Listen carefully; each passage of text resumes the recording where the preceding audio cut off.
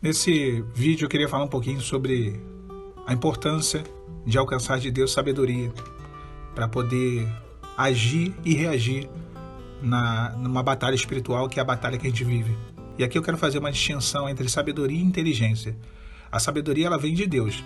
A inteligência é um atributo humano, já a sabedoria não.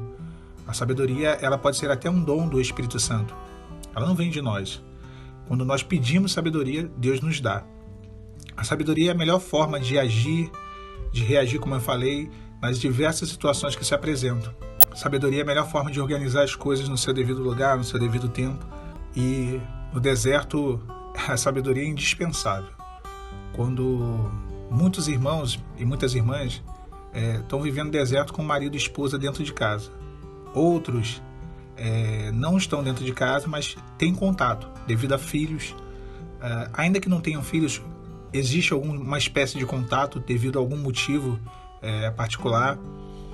E isso tudo leva a um certo nível de relacionamento ainda, que deve ser dosado. Não pode ser nem muito para um lado, senão vira amigo, e nem muito para o outro, senão vira inimigo. E a sabedoria é quem vai ser ali o fiel da balança para poder ordenar as coisas e colocar no devido equilíbrio, né? As situações elas vão se apresentar. São inúmeras situações. Se a gente for colocar aqui cada situação, se cada irmão for colocar nos comentários, vai dar uns 3.000 comentários e como que vai ter resposta disso tudo? É de Deus, é o Senhor quem vai dar. Né? O texto da palavra de Deus, ele tem um texto que eu acho ele excepcional. Eu já até tinha comentado sobre esse texto uma vez numa live e eu queria falar um pouquinho sobre ele. Lá em Eclesiastes, no livro de Eclesiastes, Salomão, que foi o homem mais sábio, ele dá o exemplo, ele conta na verdade uma história de um homem pobre, porém sábio, que salvou uma cidade. Basicamente a história é o seguinte: vem um exército poderoso, se acampa, ele fica ali em torno dessa cidade para poder invadir, destruir e saquear essa cidade, e um homem pobre, sábio, salva essa cidade. Esse homem pobre e sábio, ele acaba salvando essa cidade. A Bíblia ela não entra em detalhes como que ele salvou, mas diz que foi a sabedoria, a grande arma que ele utilizou.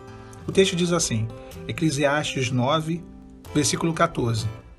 Houve uma pequena cidade em que haviam poucos homens, ou seja, uma cidade com poucos recursos, ela não tinha como se defender. E veio contra ela um grande rei, e a cercou e levantou contra ela grandes tranqueiras.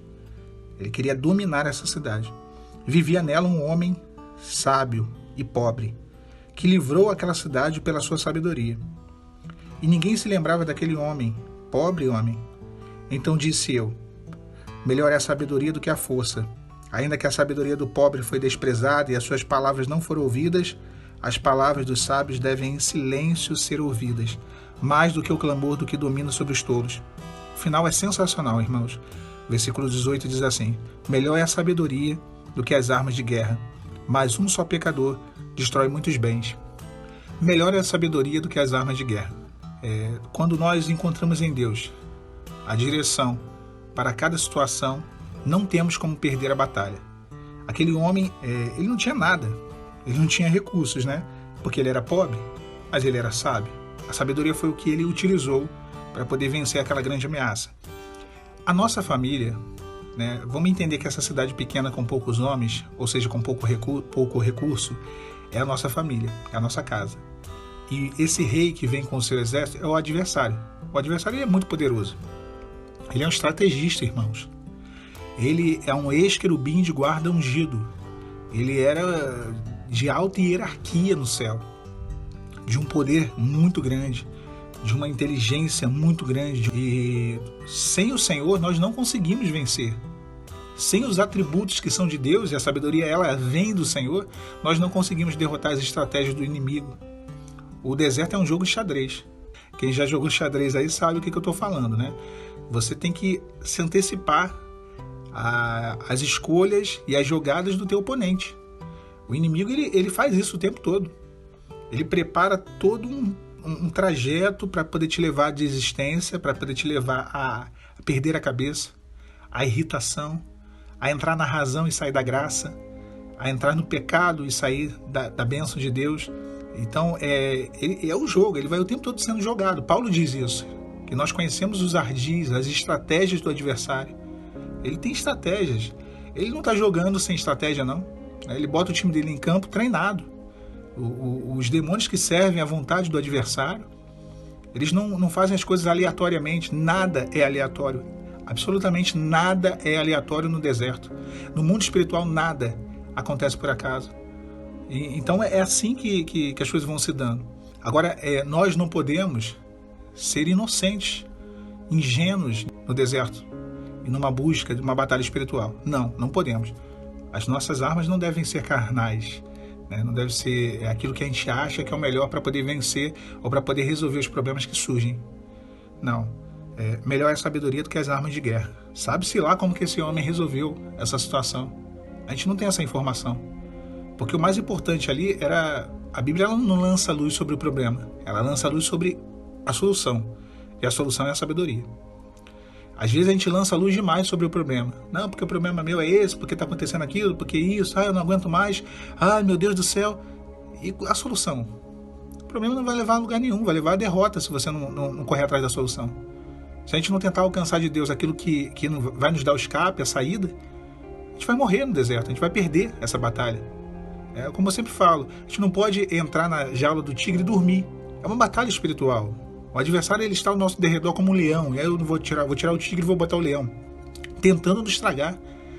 O adversário ele é feroz, ele é competente, ele é estrategista e ele não está brincando de ser inimigo.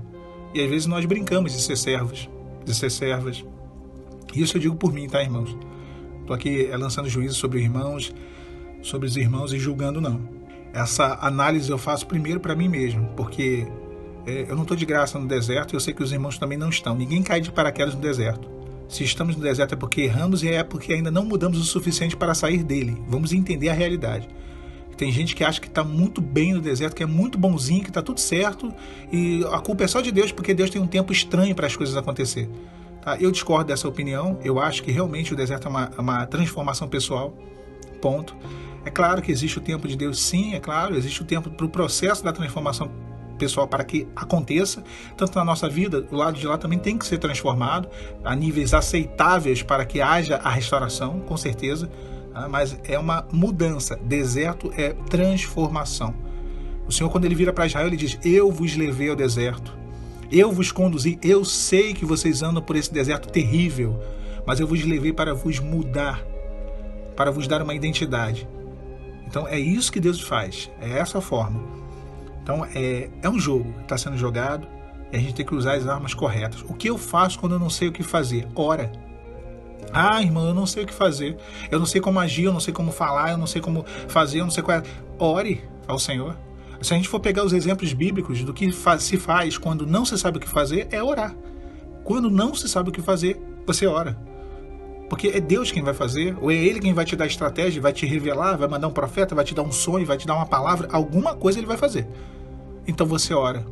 Então nós oramos. Josafá ele se vê naquela situação impossível. Os habitantes da montanha de Seir, os moabitas e os amonitas, uma multidão como a areia do mar, diz a palavra, se volta contra ele. Deveria ser um exército absurdo, de milhões de pessoas, centenas de milhares de pessoas. Uma coisa absurda. E ele com um pequeno exército. E ele fala: Senhor, o que eu faço, Senhor? Senhor, os nossos olhos estão postos em Ti.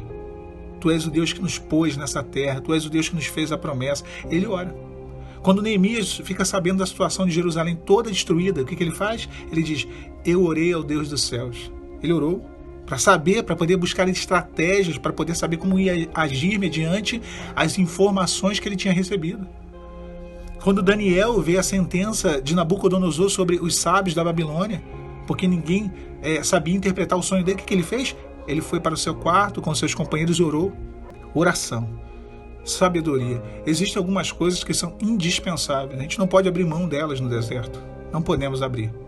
Esse homem ele salvou uma cidade através da sabedoria. Salomão é um exemplo, porque embora ele tenha cometido muitos erros no final da sua vida e se corrompeu devido às mulheres que ali ele tomou como esposa, ele foi um homem que, quando ele começou a reinar, ele não tinha capacidade, e ele entendeu isso para poder governar o povo.